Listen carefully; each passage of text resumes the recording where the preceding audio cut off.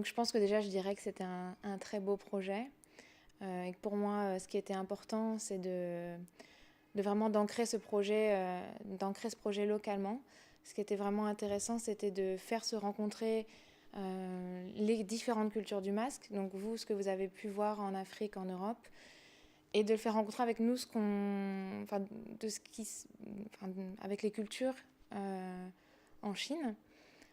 Pour moi, c'était vraiment la partie du projet qui était la plus intéressante et qu'il faut, je pense, dans chaque région creuser. Parce que vous, ce que vous apportez, c'est déjà énorme. Je pense qu'en Chine, il n'y a pas eu, enfin, on n'a pas la chance de voir beaucoup de choses sur les cultures du masque africaines, par exemple. Donc je pense que déjà, pour les Chinois, c'était déjà une très belle découverte. Mais je pense qu'aussi, ce qui était important, c'était de leur montrer aussi ce qu'ils ont chez eux. Et grâce à ce projet, ils ont pu découvrir notamment la culture du Nuo. Même nous, on ne connaissait pas. Et grâce à ce projet, on a pu faire des recherches et mieux connaître cette culture du masque en Chine. Là, on a organisé différents ateliers avec différents publics. Je pense que pour chaque public,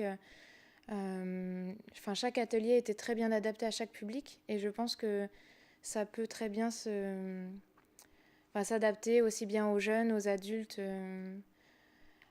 qu'aux Français, qu'aux Chinois, enfin, à différentes nationalités. Donc, je pense que ça, vous savez très bien le faire. Enfin, vous adaptez en fonction de l'âge ou de la nationalité.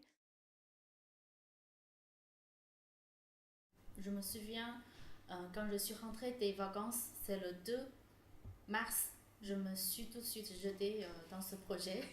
Tous les jours, masque, masque, masque. Il faut parler avec 403, il faut chercher un endroit qui a un musée de l'Oberano.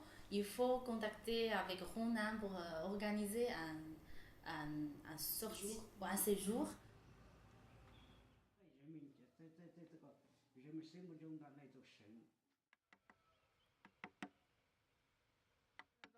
Les médias s'adressent aussi beaucoup à l'échange.